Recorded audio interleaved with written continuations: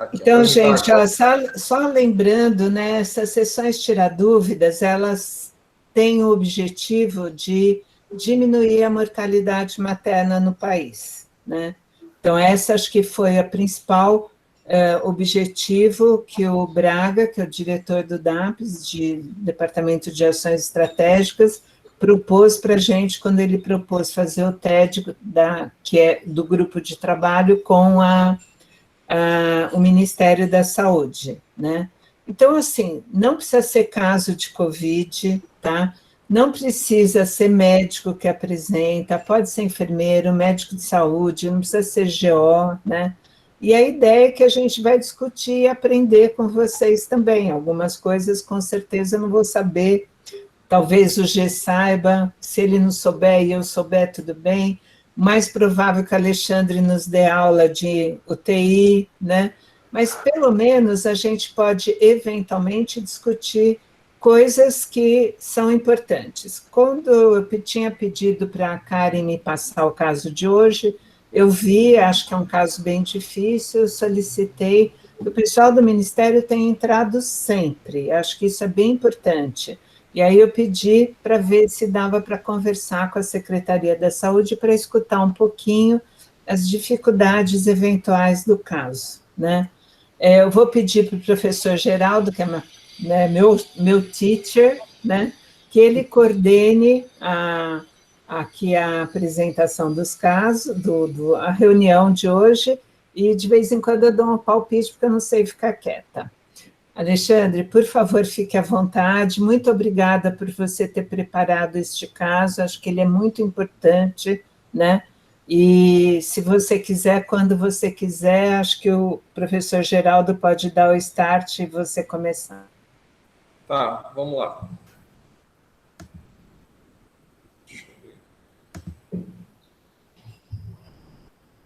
Geraldo, posso começar? Não, sem dúvidas. Vocês estão vendo a apresentação? Sim. Só clica embaixo nela. Agora já tá em tela cheia. Alexandre, se você puder só tirar aquela barrinha do parar de compartilhar e clicar para ela ir para cima, que ela atrapalha um pouco a vida. Isso, perfeito. Obrigada. Nota 10. Maravilha. Tá mexendo no meu saco mesmo aqui, só que eu não sabia como alterar. Então vamos lá. Bom, bom dia, pessoal. Meu nome é Alexandre Lobato, sou coordenador da UTI materna Balbina Mestrinho, aqui em Manaus. Hoje nós vamos tentar sair um pouco do feijão com arroz que geralmente nós temos numa maternidade, né, numa UTI materna. Né? O feijão com arroz é DEG e as complicações da DEG, né, que é a doença hipertensiva específica da gestação. E, geralmente isso nos traz a eclâmpsia, pré-eclâmpsia e a síndrome HELP, né, como nossos carros-chefes aqui, tá? Esse caso nós vamos apresentar sobre uma hiperêmese gravídica grave, né, que chegou aqui para a gente, tá bom? Então, vamos lá. Opa, saiu. Espera que eu não estou ainda Habituado. Vamos lá. Vou fazer assim uma introdução rápida sobre a hiperêmese gravídica, né? A hiperêmese gravídica é uma... Alexandre, você não está compartilhando. Acho que você tem que começar tudo outra vez, apresentar agora. Parece que saiu. Certo. Deixa eu ver. Agora, se você tela inteira. Não, agora tá bem tranquilo. E minimizo.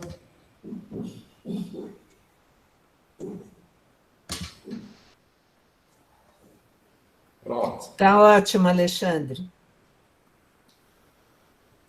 Pronto. Estão vendo a hiperêmese gravídica, né? Sim, tá tudo certo.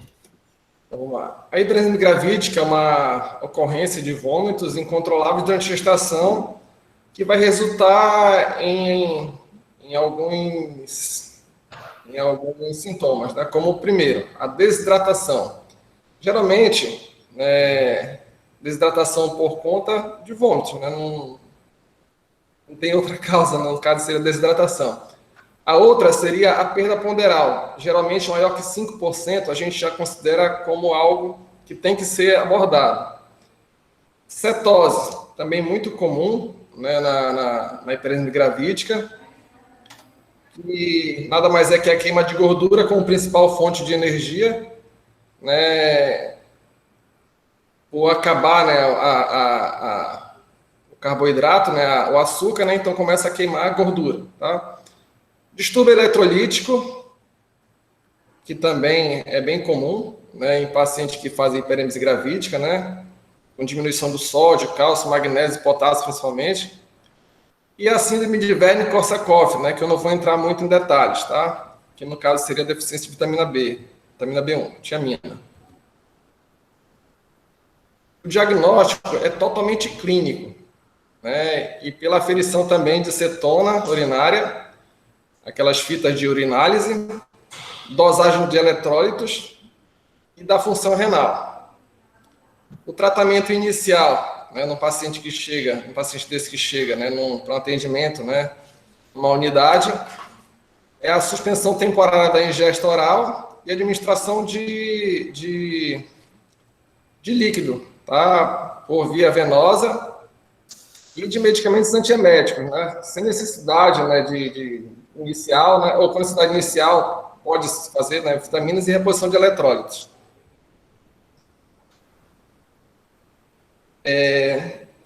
A ingesta também, né, posterior, né, de bebidas isotônicas, né, é bem comum aqui na nossa região, né? Eu não sei se aí também é, né? Água de coco, Gatorade, né? Geralmente a gente pede para o paciente ingerir isso também, para melhorar, no caso, a reposição eletrolítica. Bom, a causa. Geralmente, né, cursa com... A causa básica, desculpa que eu nunca apresentei, tá? Então eu estou um pouco nervoso aqui. Geralmente é a elevação rápida do beta-HCG. Tá? Fica tranquilo, está indo ótimo. Geralmente a principal causa da hiperemia gravídica é o aumento da gonadotrofina coriônica humana, né, que é o HCG, tá? E o período relacionado a isso, né, tá entre a 5ª semana de gestação, onde começa a hiperemia gravídica, né? E quando chega no seu pico máximo, na 9ª semana, geralmente é onde acontecem os principais sintomas, né? E vai desaparecendo em torno de 16 a 18 semanas de gestação. Algumas se prolongam, né? Mas raramente se prolongam a mais de 18 semanas. Bom, o tratamento, geralmente são com antieméticos, né? O Plasil é o principal, metoclopramida. 10 mg venoso, oral, venoso, oral, até intramuscular, de 8 a 8 horas. Outra também, né? Se você vê que não melhora, pode associar com ondansetrona. Também pode ser até de 8 a 8 horas, coloquei 12 em 12, mas pode ser de 8 a 8 horas. Tanto venoso, quanto oral, quanto intramuscular. Esses são os principais. Também tem outro que eu não coloquei, né, que é o Dramin. Pode ser uma ampola também de 6 em 6 horas. Vitamina B, B6, doxalamina, prometazina também pode ser um bom medicamento. A prochlorperazina, né, também, que é outro medicamento bom. A tiamina, no caso, né, para quando você tem uma deficiência de vitamina B1, né, também pode ser feito. E outros são os usos de corticoides, que eu não coloquei, né, mas geralmente a gente faz isso quando nenhum desses medicamentos funciona, né, nós começamos a usar o corticoide. Bom, só fiz uma rápida introdução, tá, sobre as principais causas, né, sinais e sintomas de hiperemia gravídica. Bom, agora vem um relato de caso triste, né, que aconteceu aqui em Manaus, tá? Uma paciente de 20 anos, MSB, estava na sua 16ª semana gestacional, deu entrada na maternidade de origem, aqui em Manaus, dia 27 de outubro de 2020. E a principal queixa dela era vômito e fraqueza nas pernas. Bom, aqui em Manaus nós temos um sistema chamado Cister, né? Quando as pacientes precisam, né, de internação em UTI, o complexo regulador, né, pede para que a unidade solicitante insira todos os dados da paciente no Cister, que é o Sistema de Transferência de Emergência Regulada. Tá? Então, na madrugada do dia 17 para o dia 18, chega essa solicitação para mim. Uma paciente de 20 anos, parda, residente aqui do Amazonas mesmo, de Manaus, com queixa de vômitos excessivos na gestação. Altura 1,55, peso 55 quilos, temperatura 37 graus, glicemia capilar de início 210. Uma frequência cardíaca, não dá para ver aí, mas era em torno de 120 batimentos por minuto, e uma pressão arterial de 8/5. Tá? Eu queria que vocês prestassem bem atenção nessa glicemia capilar de 210. E a pressão arterial também, né, de 8/5. Bom, consciente, né, chegou consciente, não deambulando mais, né, a fraqueza como queixa principal, né, a hipotonia de membros inferiores inicialmente. Pupila isocórica, não fazia uso de sonda nem dreno.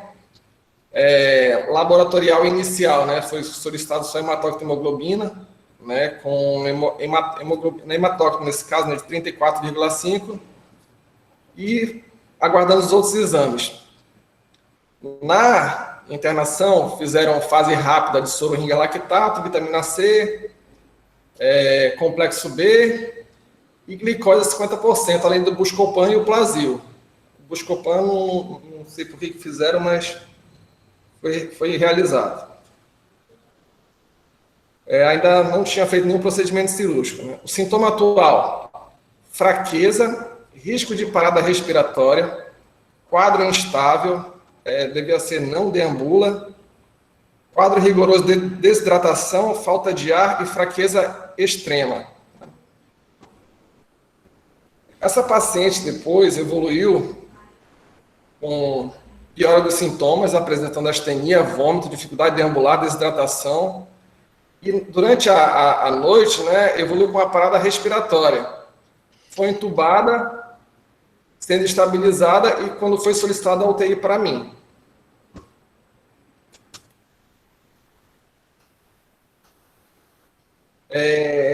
Quando o núcleo de regulação interna daqui da maternidade trouxe a solicitação, né, nós tínhamos um protocolo na época, por ser a única maternidade que ainda aceitava pacientes não Covid na nossa UTI, né, por conta de isolamento, né, nós não tínhamos isolamento na época, aqui, então nós não podíamos atender outra paciente que não fosse Covid, porque se colocasse uma Covid aqui dentro, né, todos teriam que ser Covid. Tá? E como aqui em Manaus já tinha uma maternidade, que é a Ana Braga, né, que já era responsável por esses pacientes, então não podíamos aceitar. Então nós tínhamos um protocolo, né, sempre realizar o teste de Covid, sendo negativo, vinha para cá. Tá? Outra também, que eu solicitei, outra coisa que eu também solicitei foi a dosagem de potássio, né, visto o quadro clínico inicial dela. Tá? Solicitei o potássio. Escrevi, por favor, realizar teste para Covid e o resultado do Cister, né? E pôr o resultado no Cister. Inseri também os valores eletrólicos, principalmente o potássio. Tá? A maternidade de origem não tinha, né, o kit para Covid, né? Mas, de qualquer forma, eu não insisti. Tá? Aí mandaram proteína C, reativa de 24, creatinina 2,4 ureia 3, né? A gente vê uma relação bem alterada, né, entre ureia e creatinina, então a gente vê já uma possível desidratação aí. Um TGO tocado, um TGP elevado, fosfatase alcalina 380, hematócrito de 27 e uma hemoglobina de 10. Né? Também essa relação, né, entre 20, 27 e 10 também poderia estar relacionado com desidratação. Anemia. comum na gestação, mas não nesse caso, né? Porque no início da gestação a gente não vê uma anemia fisiológica, né? Que a gente pode dizer, não sei se pode dizer que a grávida é uma anêmica fisiológica, né? Tá? Mas no caso de 10 é um pouco alterado também, já é alterado. Leucócitos 14.000, segmentados 90. Plaqueta 214 e um GTT de 27. Aí a maternidade de origem diz, né, que não poderia fazer exame de Covid, porque não tinha o kit, mas mandou o resto dos exames laboratorial por uma gasometria, né? Nessa gasometria, olha o potássio dela, 0,7, sódio 115, cálcio 1,03, cloro 88, glicemia 361, lactato 86, bilirrubina 1,1, um pH ácido de 7,125, um CO2, PCO2 de 33 e um PO2 de 265. Então a gente já viu aí que ela estava fazendo não colocaram um BIC, né, mas provavelmente era uma acidose metabólica. Tá? Proteína C de 24, creatina, isso aí eu já mostrei no slide passado. Aí eu escrevo, correção de potássio deverá ser realizada com urgência antes de sua remoção. E eu pedi para que solicitasse o anestesista para fazer essa correção. Né? Se até então o obstetra não tinha feito, então eu solicitei para que o anestesista pudesse ajudá-la. Tá? Talvez por não conhecimento, né? Talvez pela não conhecimento mesmo do caso clínico, pedir para o anestesista ajudar a encaminhar para o leito 3 da nossa maternidade. Pedir que assim que tivesse, né, condições para transferir para o leito, tá? E acreditei também que o colega do suporte avançado, né, da remoção, inviabiliza a sua remoção. Foi alertado para mim que o potássio estava sendo corrigido pelo anestesista. Só que quando a paciente chegou aqui, eu não vi nenhuma correção de potássio.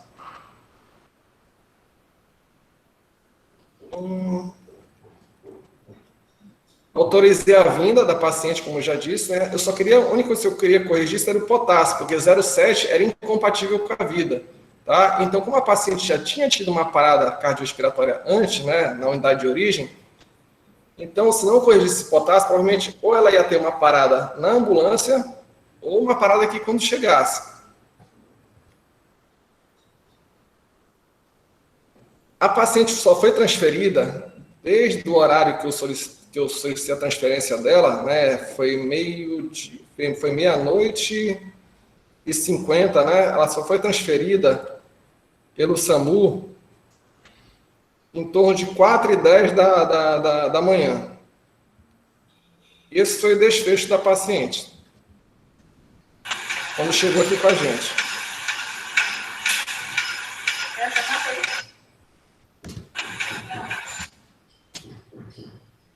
Esse foi o desfecho quando chegou aqui com a gente, tá? Relatos da mãe. O paciente passou por 9 unidades antes, né, de saúde, em vários dias anteriores, tá? Com os mesmos quadros clínicos, tá?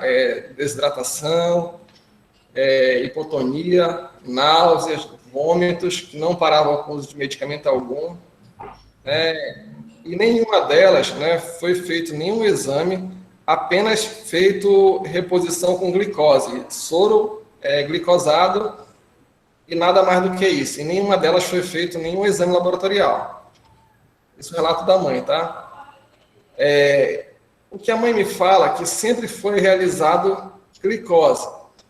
No início, eu pedi para vocês perceberem a glicemia capilar dela, né, de início, né, na chegada a 200 e pouco, e depois 300 e pouco. Se uma paciente tem uma hipercalemia, né, aqui na maternidade, ou em qualquer outro local, nós sempre vamos fazer a solução polarizante, né, que consiste em glicose e insulina regular. A glicose, com certeza, iria baixar mais ainda o potássio dessa paciente. Então, uma paciente já tem uma hipocalemia severa, feito glicose em todas as vezes, né, que ela foi, né, nos atendimentos, né, então provavelmente essa glicose, esse potássio caiu mais ainda durante todas as intervenções. Aí, onde estão os erros? Vamos identificar esses erros. Foi no pré-natal? Eu acredito que não, tá? Segundo a mãe, ela ia em todos os pré-natais, realizar sempre os pré-natais, né? Só que como se trata, né, de menos de 3 meses de gestação, né, então a gente não conseguiu identificar aí, né, pelo laboratorial, alguma alteração, né? Por quê? Porque no início o pré-natal não é realizado pelo médico, mas sim pelo obstetra, né? Que solicita, obstetra não, pela enfermagem, né? Que solicita laboratorial, mas são as sorologias, né? Mas não solicita os eletrólitos. Obstetrícia, acredito que tem uma certa um certo erro também na parte da obstetrícia, quando recebeu essa paciente nas unidades, né?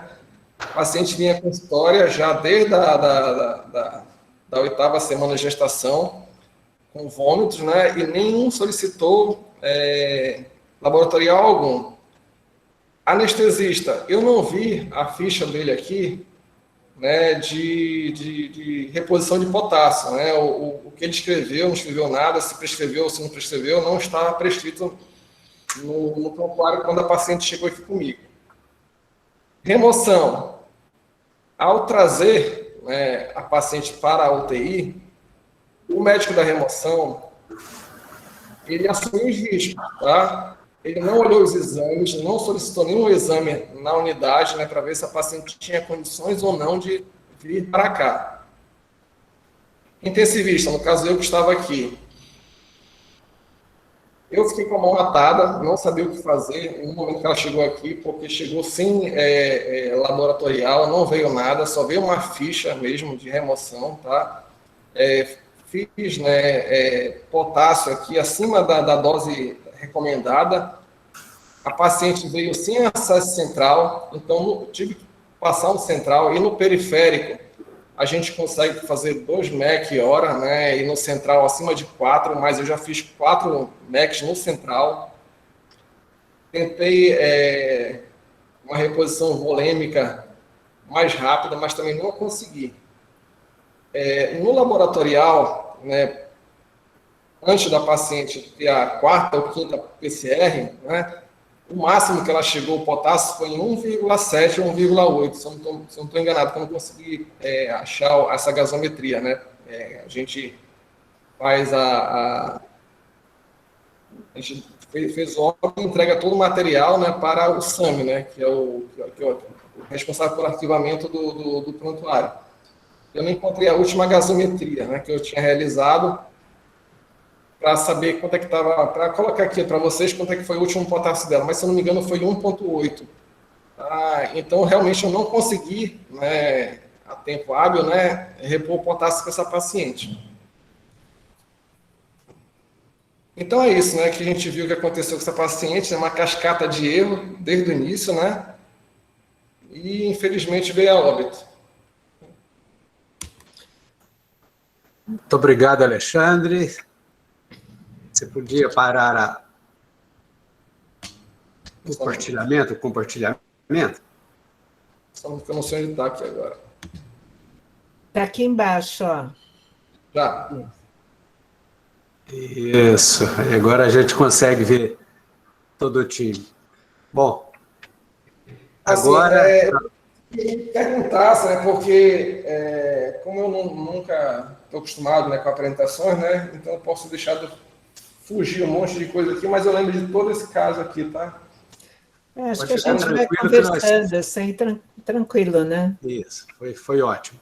Mas, para nós começarmos, eu quero ser um pouco mais polido, ver que agora já chegaram mais pessoas.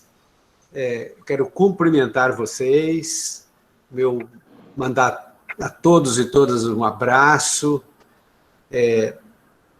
dizer que vocês são bem-vindos nesse espaço de discussão, nesse espaço de tentativa de crescimento, aproveitar o caso que o Alexandre trouxe para nós, mostrando uma série de mudanças que poderiam ter, de estratégias que poderiam ter mudado o rumo que teve esse caso, né? Sem dúvidas. Então, nós vamos aproveitar aqui todos vocês, com realidades diferentes. Nós temos uma realidade de hospital universitário, de um hospital com mais recursos. A gente vai tentar colocar para vocês onde é que pode, da nossa discussão aqui, onde que pode melhorar. A nossa função aqui é justamente essa, é discutir para ver, partilhar, ser solidários nas dificuldades, é o que a gente tem visto 2 vezes ao dia nas últimas semanas, e isso vai continuar por alguns meses. 2 vezes ao dia, nós temos 10 reuniões por semana. Então, realidades igual à sua, nós já vimos, e com casos da Covid. É a primeira vez, a reunião que eu esteja coordenando, é a primeira vez que eu vejo um caso, que foi apresentado um caso não Covid, né? E o que é fabuloso, porque cria a oportunidade de a gente discutir outros casos que não são causas frequentes de perda materna, mas o seu caso mostrou que pode, né? E trouxe uma grande dificuldade diagnóstica, né? Mas que poderia, com um pouco mais de, como você falou mesmo, um pouco mais de atenção, talvez pudesse atalhar, né, esse caminho ruim que nós tivemos, né? Eu vou passar... Posso falar um pouquinho, Gê? Eu vou passar a palavra geral aí para ver quais são as dúvidas, para eu discutir o caso como um todo. Então, vamos começar com você, Rosiane. Tá bom. Então, na verdade, esse é um caso importante, porque eu falei que ele é um soco no estômago, né? Uma menina de 20 anos, que aparentemente não era de risco. Então, é sempre importante a gente pensar na classificação de risco quando a paciente chega no pré-natal ou no pronto-socorro, né, para fazer a divisão. Mas ela aparentemente não era desnutrida, ela tinha 20 anos, era uma primigesta, quer dizer, a gente também leva em consideração o meio socioeconômico, as condições, que isso também é um fator, pode ser um fator de risco. Mas que ficou tão grave, né? Então, assim, uma das coisas que eu vejo muito na minha vida é que é comum se começar a prescrever complexo vitamínico no começo da gestação, bem no comecinho, né?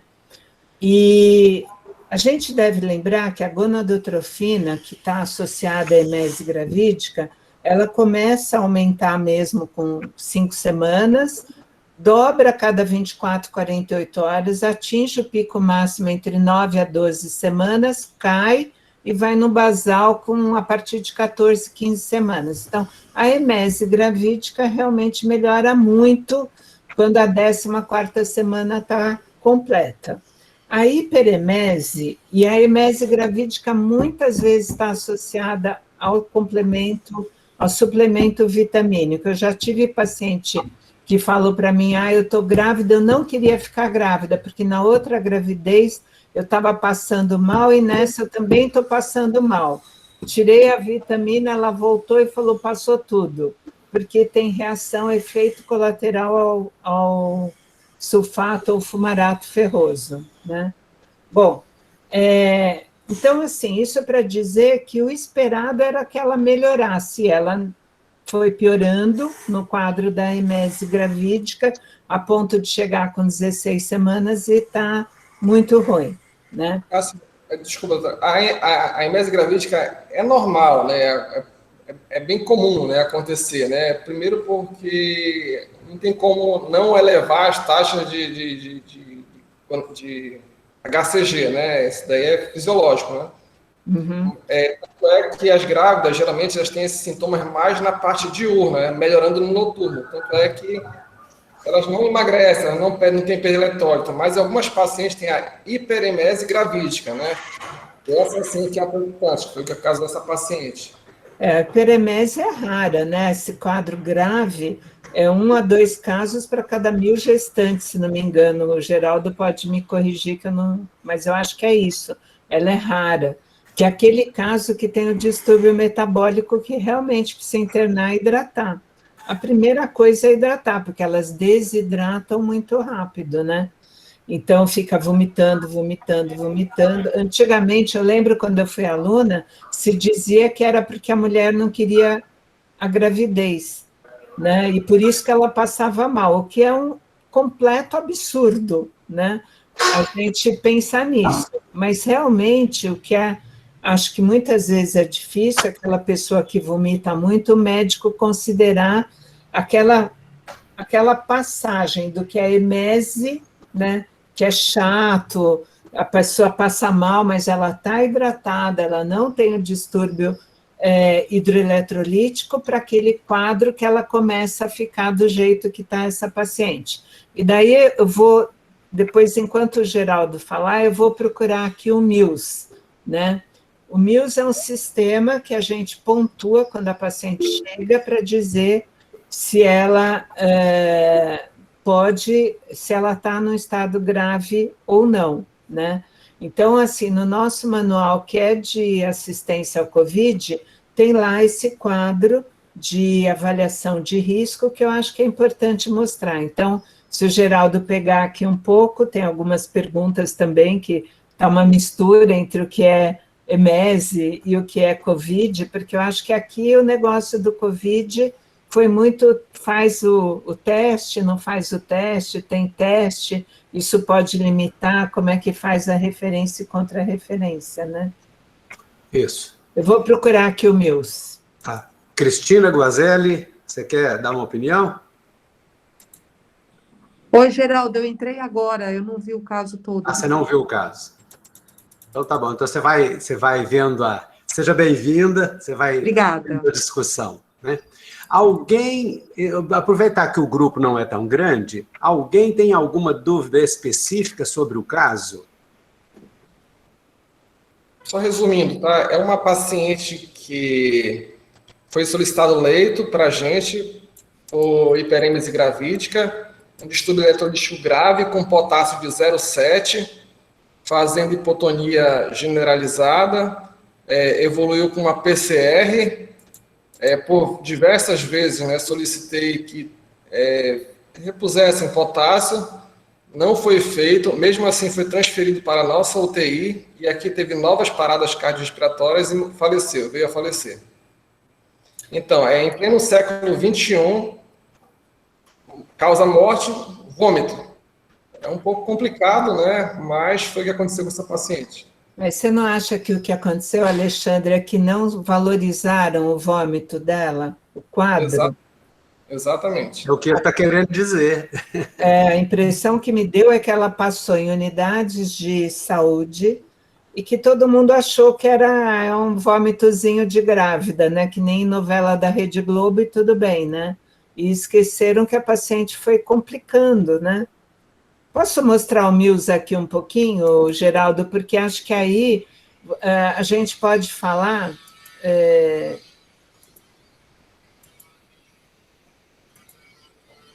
Posso fazer uma pergunta para o doutor Alexandre enquanto isso? Claro, Malu. Professora. Sim.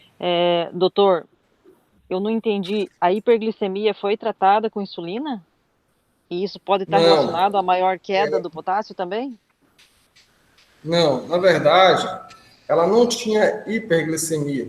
Tá? Ela fez uma elevação, no caso da glicemia, né, por conta de todo o local que ela ia, né, e o dia inteiro só fizeram para ela soro glicosado. Ela estava intoxicada.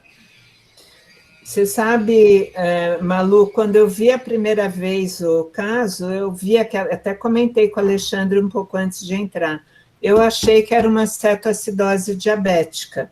Tinha, né? tudo, Porque... diagnóstico diferencial obrigatório. Ela não tinha histórico ela não tinha histórico de diabetes na família, nem nela, nunca... Porque é comum, né, diabética tipo 1. Acho que ela tinha feito, né? Nenhum pico hiperglicêmico. É importante a gente lembrar que, às vezes, a paciente que é diabética, ela pode ter um quadro na gravidez de cetoacidose diabética, mesmo quando ela não tem a glicemia muito alta. Então, a gente fala de cardioglicêmica, né?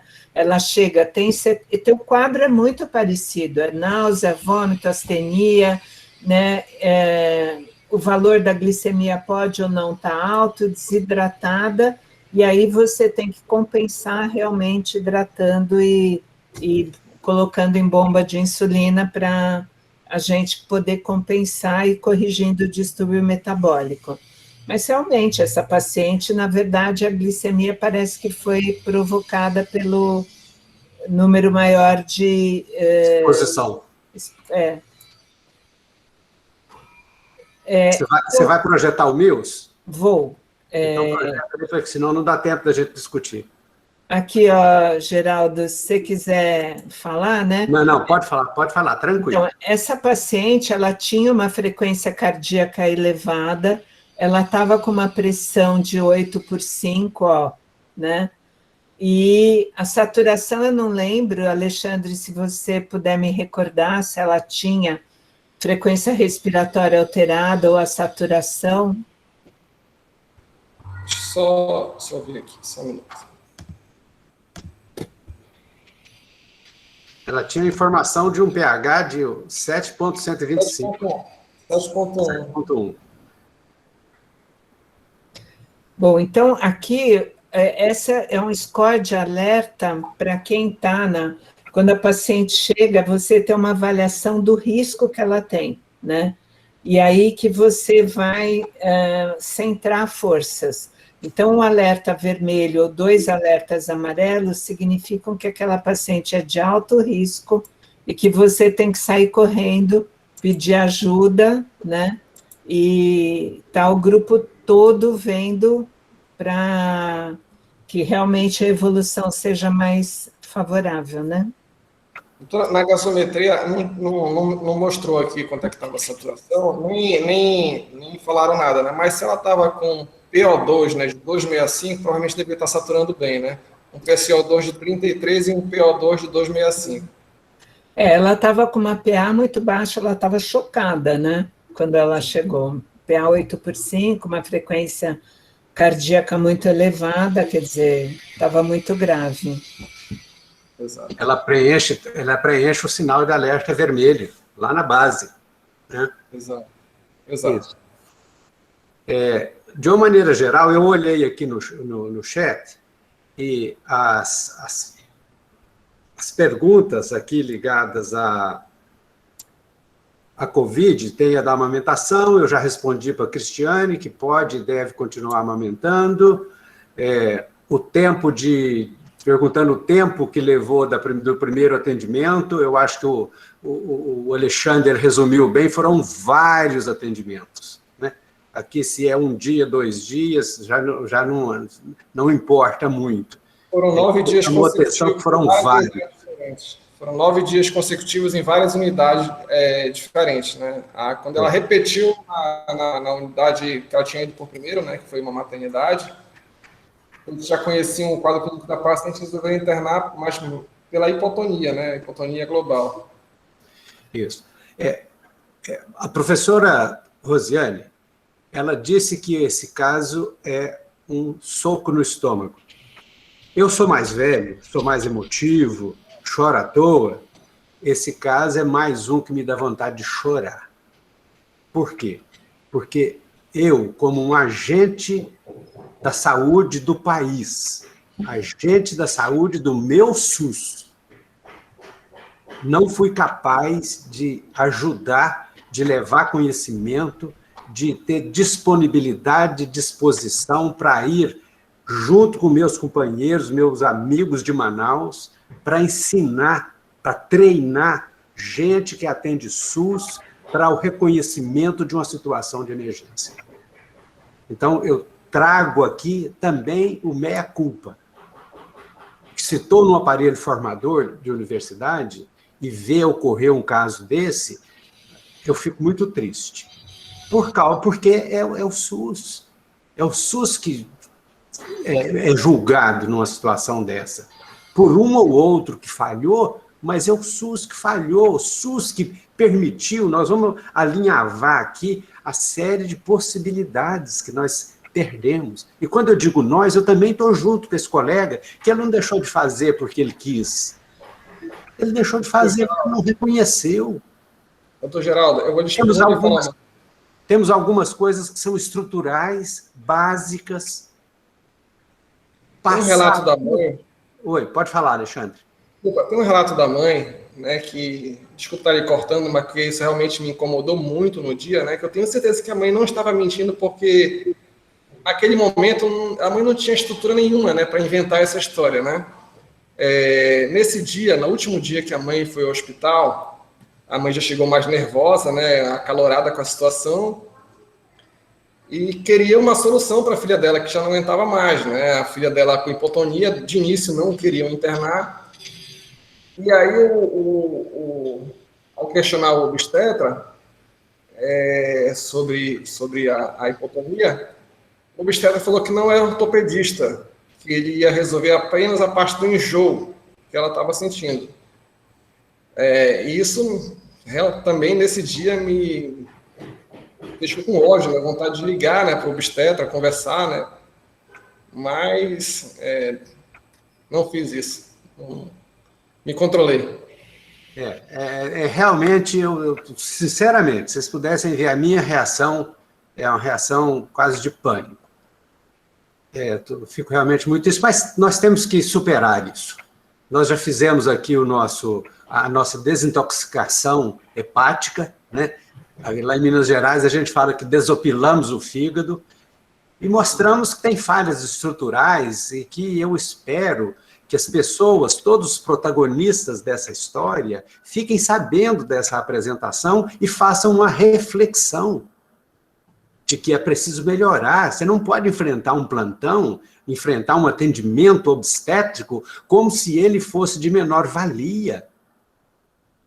Ele é tão importante quanto é o intensivista, quanto é o cardiologista numa unidade de terapia intensiva de pós-operatório de cirurgia cardíaca.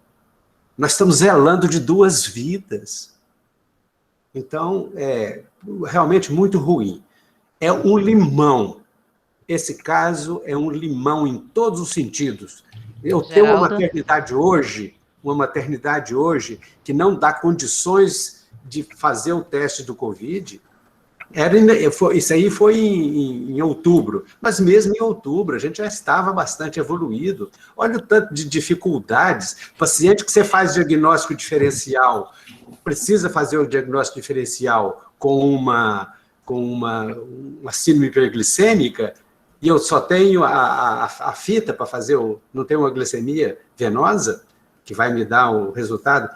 Os exames laboratoriais dessa paciente, cada um por um lado, né? Então, falta infraestrutura, até laboratorial, de qualidade laboratorial, mas isso é o que nós temos para discutir. Nós não temos condição de resolver, mas temos a condição de fazer uma denúncia. Essa é uma denúncia pública que vai estar sendo gravada para que seja colocada para todos os níveis de onde essa paciente foi atendida. Eu espero que tenha um comitê de mortalidade materna do Estado para poder, de uma maneira pedagógica, né, aproveitar a falha, aproveitar a perda de uma mãe, para poder ver se nós podemos recuperar e não percamos mais, né?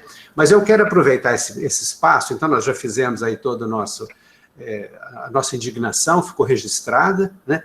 E de que, se não melhorar em todos os níveis, nós vamos repetir a tristeza do Alexandre, né, a indignação do Alexandre, mas nós precisamos, então, pelo menos aproveitar o espaço para discutirmos hiperemese gravídica. Hiperemese gravídica começa simples, começa com vômitos, náuseas e vômitos.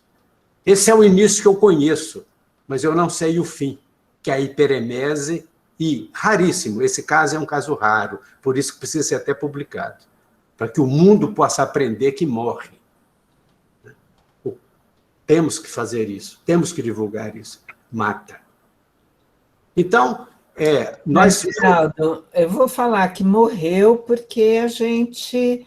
Porque, assim, há muitos anos a gente não vê caso assim tão grave de hiperêmese, porque, na verdade, a paciente chega, você hidrata, eventualmente, se ela fica muito ruim, você passa a sonda, você dá corticoide, né? Na esse aqui era verdade, esperado, esse aqui era então, esperado. Não valorizaram uma coisa então, eu simples. acho que o mais importante, talvez, seja a gente conversar um pouquinho de qual é o momento de que deixa de ser uma emese gravídica.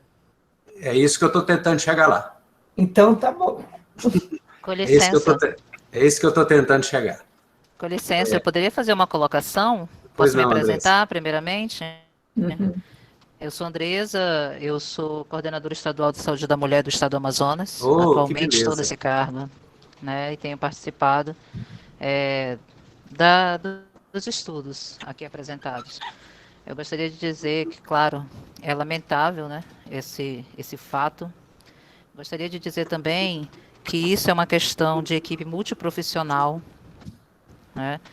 Não é uma coisa direcionada somente ao médico, mas que toda a equipe tem que estar preparado para intervir nesse processo, reconhecer o problema e atuar. Nós não podemos colocar só um profissional dentro do cenário, É a equipe de temos que saúde. colocar todos os profissionais dentro do cenário, porque todos nós somos responsáveis pela identificação dos problemas que a paciente pode apresentar e, a partir daí, intervir como equipe. Coisas que, infelizmente, nós percebemos que ainda estão longe de acontecer realmente, principalmente pelo que eu vivo dentro do Estado, né? E talvez, a partir daí, nós possamos também melhorar muitos dos problemas que nós estamos tendo, problemas como esse que não deveriam ocorrer, óbitos como esse que não deveriam ocorrer. Tá? Então, eu gostaria de colocar essa situação, porque nós percebemos isso, nós temos um comitê, né, uma comissão de mortalidade, nós temos comissões que debatem dentro das maternidades a respeito de mortalidade materna, tá? E fazem as investigações. É claro que vocês sabem que as comissões e o comitê, ele não tem característica punitiva. Uhum. O ideal dele é fazer a avaliação e, a partir dessa avaliação, tentar corrigir processos de trabalho Ele é que pedagógico. estejam falhando. Exatamente. Então, nós temos feito isso. É algo que nos machuca ainda. Esse ano tem sido terrível para nós. Né? Terrível. Pela mortalidade que tem se apresentado, né, das nossas mulheres. Esse caso também foi um caso que nos machucou muito. Eu entendo aí a revolta do Alexandre. O Alexandre me conhece. Né? Já estive dentro da UTI da Balbina. Fui coordenadora da Balbina durante um tempo. E nós sabemos o quanto isso nos machuca, né? E sabemos que temos muito que melhorar. No mais, eu agradeço a participação dentro desses estudos, agradeço ao Alexandre, compartilhe o da dor do Alexandre, né? E o que nós pudermos produzir aqui, nós vamos levar com certeza para debate nas comissões e tentar melhorar as nossas equipes de trabalho. Obrigada. Que bom. Bom ficar sabendo que a mulher do Amazonas tem uma advogada. Você, nessa função, né, que você está, você tem condições de ter um olhar feminino, mais sensível, né, e de buscar formas efetivas de tentar controlar. Né? Mas vamos tentar aproveitar o espaço para falar um pouquinho para evitar chegar nesse caso. A hiperemese, como eu disse, a gente sabe como começa, não sabe como termina. Né? E um dos grandes problemas da hiperemese é a gente postergar e achar e jogar naquele balaio de que isso é normal, e manda a paciente embora para casa, sem a preocupação de quantificar. Então, ela tem que voltar, não é uma paciente que vai voltar daqui no retorno normal, essa é uma paciente que tem que ser vista, ela tem que ser vista ou, pelo menos, ter alguém para buscar notícias dela. Porque se ela tiver mais do que 4 ou 5 episódios de vômitos, ter náusea é uma coisa, vômito. Náusea, 80% das grávidas têm. Vômitos, já cai bastante, 20%. Agora, 5% vai ter um vômito que limita, e 1% são os casos graves. Então, vai diminuindo.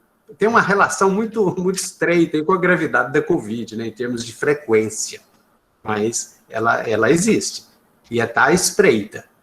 Falar que não tem síndrome as síndromes mais graves, só o ano passado, aqui nós tivemos 2. Claro que nós somos um hospital terciário, nós tivemos 2 casos. Então, não é raro, mas não é tão raro assim.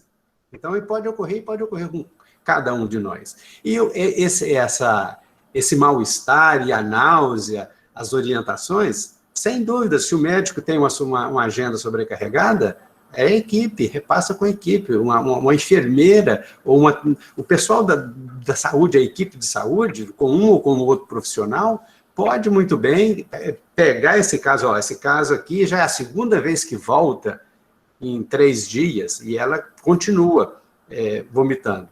Então, eu tenho que quantificar. Hora que eu vou imaginar que ela precisa ser medicada, existem muita coisa, muitas opções de medicar, mas a gente tem que ver aquela que seja realmente efetiva. Como é uma doença que eu não sei como termina, começar com meias medidas não resolve muito.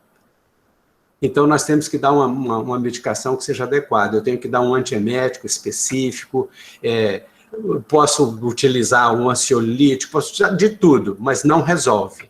Nós temos que dar uma droga que vai atuar no centro do vômito. A questão é vômito. Nós não sabemos a causa. Todos aí falaram da gonadotrofina. Se tiver algo que nós não sabemos, é a causa, né? A causa ela é multifatorial. Se fosse só a gonadotrofina, todos os pacientes teriam, nem todas têm. Então, a gonadotrofina sozinha não explica. Cultural, os indígenas não têm. É uma doença da mulher moderna, mas também tem os indígenas, nós não olhamos todos, sabemos de pesquisa entre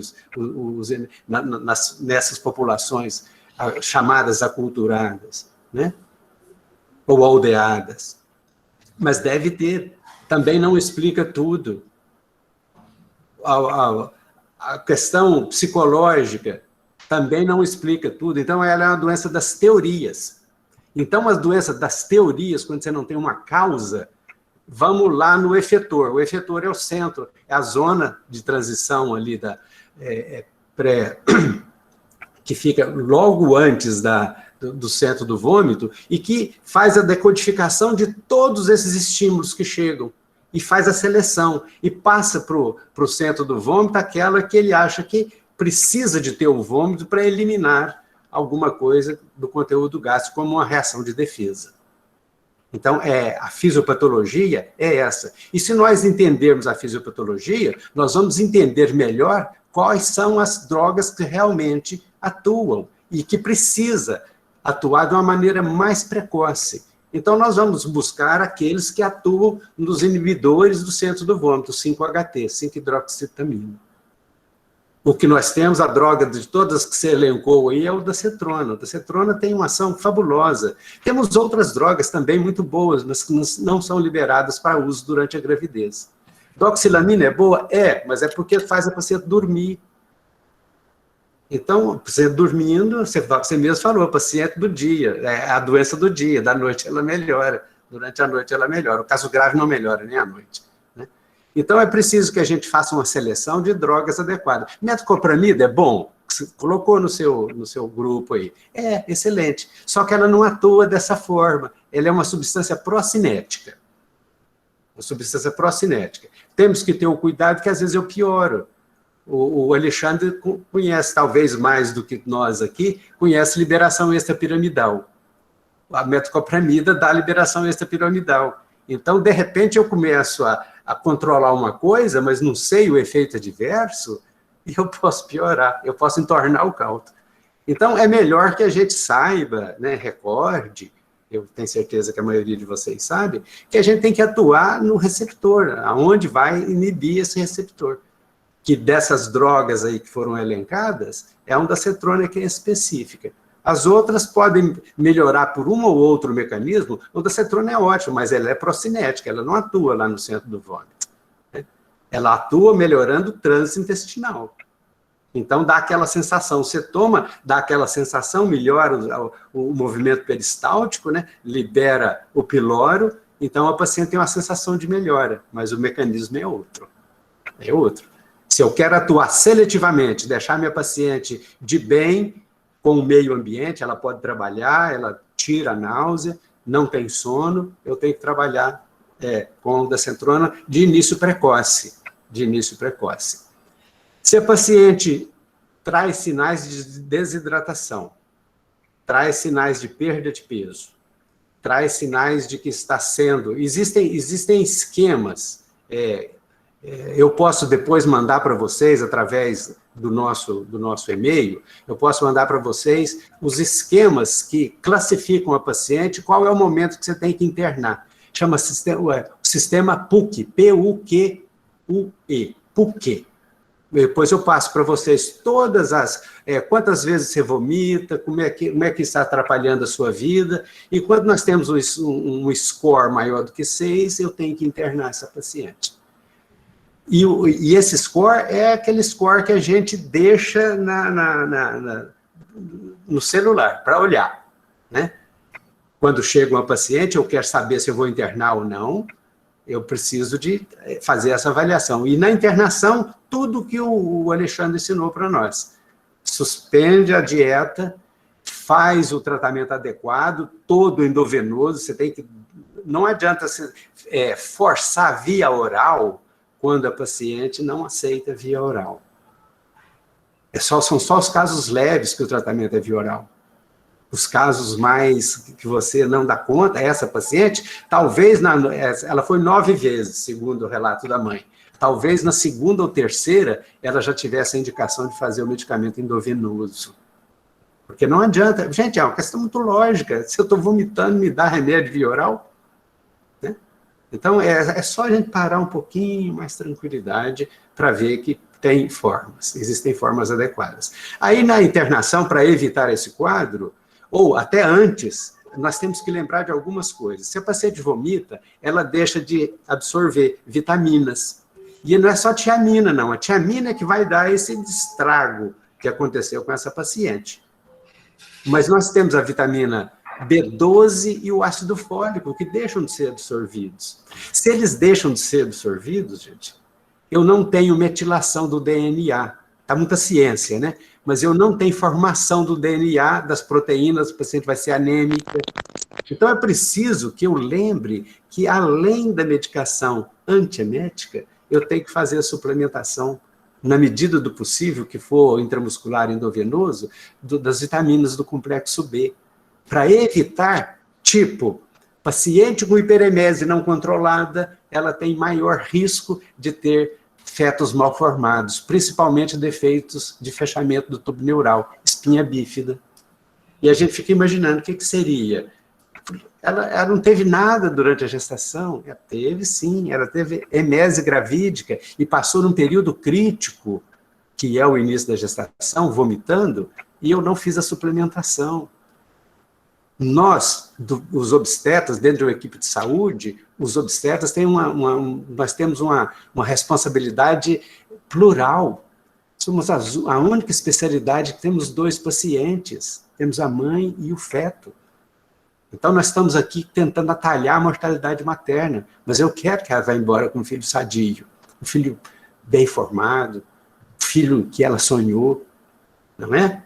Então, é preciso que eu lembre disso. Então, atalhar o vômito, fazer a suplementação do complexo vitamina e ácido fólico, e se a paciente tiver nas condições o índice de PUC maior que 6, interna. Ela tem que ter a possibilidade de internar. Para isso, nós precisamos ter a sensibilidade do esquema do MEUS, que a professora Rosiane mostrou para nós, é a paciente de gravidade. Só que essa gravidade aí já foi o burro e o tocador dos burros. Já é tardio para essa entidade aqui. Para a Covid também é grave, mas ainda tenho muita coisa para fazer. Para essa paciente, se ela chegou nessa situação, ela já tem dano neurológico que eu não consigo reverter. É dano irreversível. Essa paciente não ficava de pé, tinha uma fraqueza, não ficava de pé. Talvez, se ela sobrevivesse, fosse irreversível. Então, nós temos que, nas coisas simples, na obstetrícia, gente, se vocês perguntassem para mim, Geraldo, defina pré-natal, eu vou dizer, profilaxia. Eu vou atalhar todo o caminho para o mal. Eu tento fazer esse diagnóstico e dar o caminho certo. Né? Tirar daquele desvio e botar para o caminho certo. Mas não adianta o pré-natal sendo feito dessa forma, sem atenção adequada. O pré-natal, o dia de pré-natal é o dia que eu não pego nenhum outro compromisso, o dia que eu estou responsável pelo pré-natal, que eu sou responsável. É aquela preparação, eu não sei o que vem, eu estou preparado para isso, e não ser apenas cumprir uma tabela, vou lá e atendo X pacientes. Né?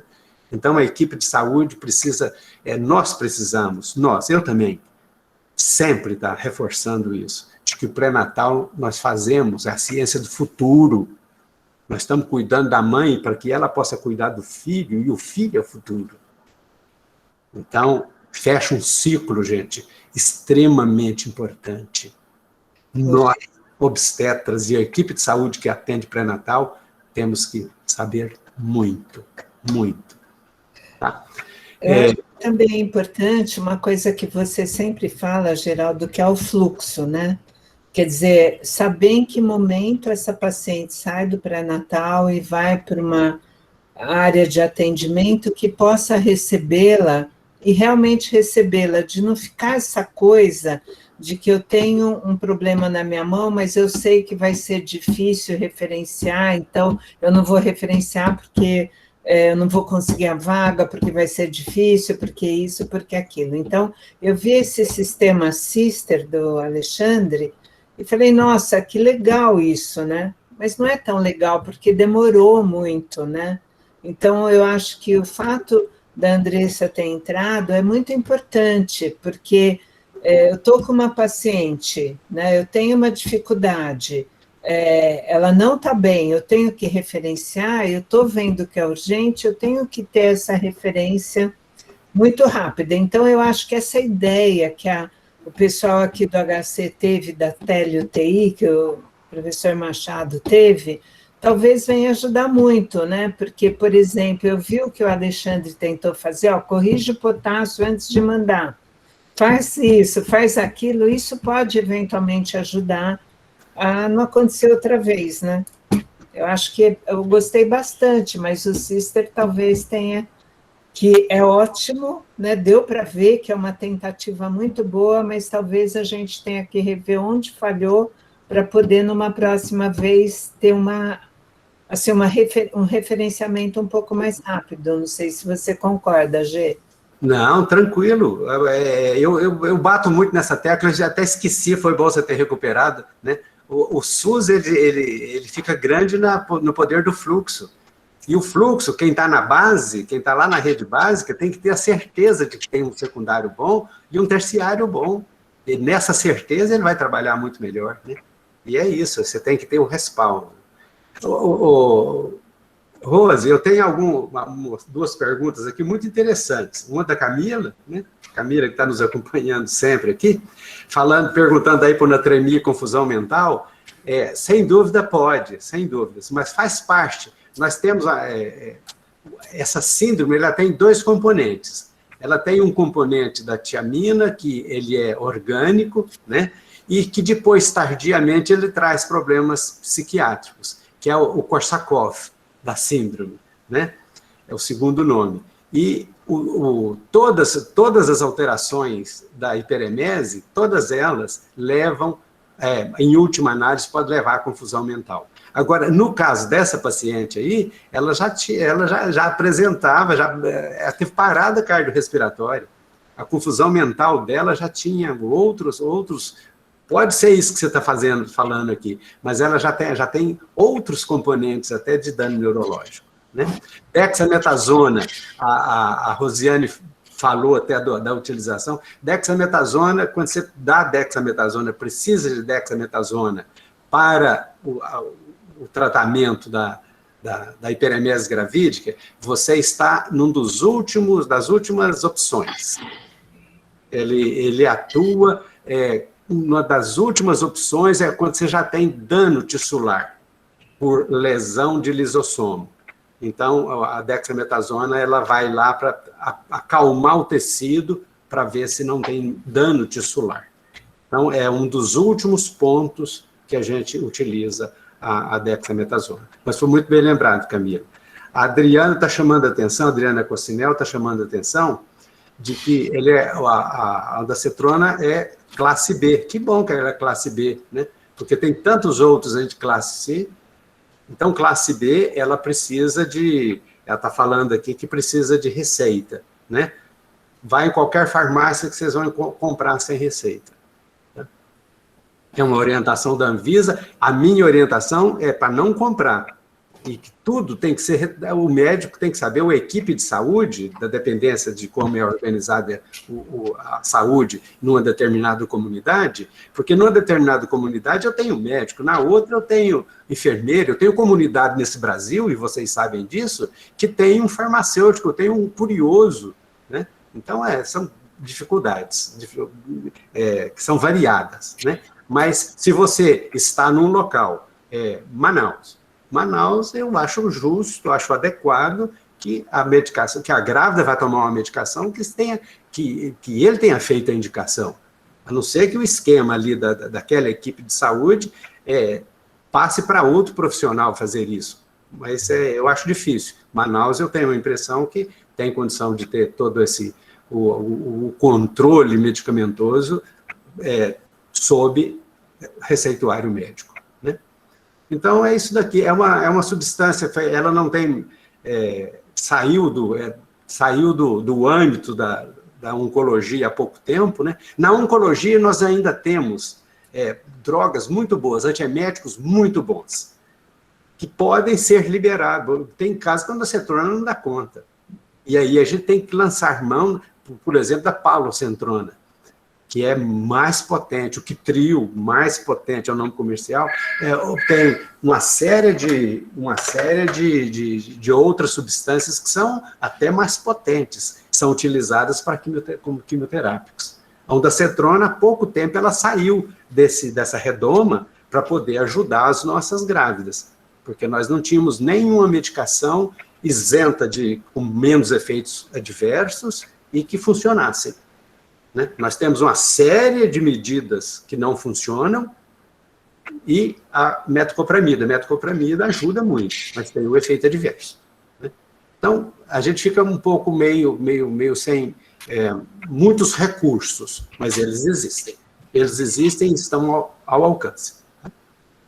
Muito bom. Talvez essa paciente, com uma medicação mais adequada lá no início, poderia ter sido... Mas falta muita coisa, né? A sua indignação, Alexandre, ela tem várias faces. Ela tem uma face estrutural, ela tem uma face da sua indignação, do seu desapontamento, né, com a equipe de saúde. Eu sei, se você trabalha no serviço público, você é um defensor do SUS, e que nós falhamos. Porque a falha lá da base, que é a minha falha aqui no terciário, nós somos todos um só, e que nós temos aqui unir para tentar recuperar isso, gente. Sem o SUS, nós não vamos. É a única saída da saúde para esse país. Somos nós, através do SUS. Mas, enfim, eu estou disposto aqui, nós já estamos aqui em cima do horário, Rosiane, nós começamos um pouco mais tarde. Eu vou só falar uma coisa, eu vou pedir para vocês tentarem conseguir os testes. Eu acho que houve um compromisso do Ministério que haveria a possibilidade de ter teste para todas as gestantes para Covid. Então, assim, pelo menos na internação, né? Então, acho que faz parte do sistema do hospital solicitar isso para mexer as estruturas para tentar conseguir. Não é fácil, mas vamos lá. E eu estava conversando com o Alexandre, e vou me despedir com essa frase, que eu acho que quando a minha sobrinha veio para mim e falou, eu quero ser médica e quero fazer obstetrícia, eu falei para ela, Ingrid, acho que é lindo, maravilhoso, eu amo de paixão, mas o duro é o EC. Se eu tivesse feito isso, não tinha acontecido aquilo. Se eu tivesse feito aquilo, talvez não tivesse acontecido isso. E isso é uma frase que eu acho que me acompanha desde o dia que eu conversei com meu pai que eu queria ser médica, né? Então, assim, eu acho que todos os dias a gente tem que, ao encostar a cabeça no travesseiro, estar lembrando de casos como esse para nunca mais a gente viver um caso desse. Muito obrigado. Palavras sábias, né? Quem já viveu muitas dificuldades e está disposta a estar ensinando para evitar casos como esse. Eu também assino embaixo, imagino que nós tivemos uma oportunidade ímpar de crescimento, Alexandre, uma oportunidade ímpar de expressar solidariedade, expressar disposição de ajudar. Se o sistema de saúde, se a Andressa quiser, junto um grupo de profissionais, eu dou uma aula de peremese gravídica, eu quero ajudar, eu quero ajudar. É só marcar, nós organizamos uma agenda, eu dou uma aula de peremese gravídica. E de como nós vamos evitar casos como esse, né? Então, eu não estou vendo aqui no chat nenhuma dúvida. Será que nós poderíamos encerrar, Rosiane? Agradecendo o Alexandre. Sim, Geraldo, claro. Então, tá bom. Eu agradeço vocês. Alexandre, obrigada. Abraço todos vocês. Alexandre, você foi 10, meu querido. Muito obrigado. Não fique triste. Melhores dias virão. Você vai ser, nessa balada aí do bem, você vai mudar. Vão aparecer casos melhores para você. Casos mais bem criados e mais adequados. Então, gente, um abraço para vocês. Convido vocês a continuarem 2 vezes ao dia, né? É um remédio 2 vezes ao dia, a nossa oportunidade aqui de todo dia às 11 e às 4 da tarde. Nós estamos nesses 2 aqui, está no chat, de como vocês podem acessar a oportunidade de estarem trocando ideias, né? E nessa troca de ideias, todos nós estamos ganhando. Muito obrigado, um abraço para vocês. Obrigada, Gê, obrigada, Alexandre, obrigada a todos, um grande abraço. Obrigado.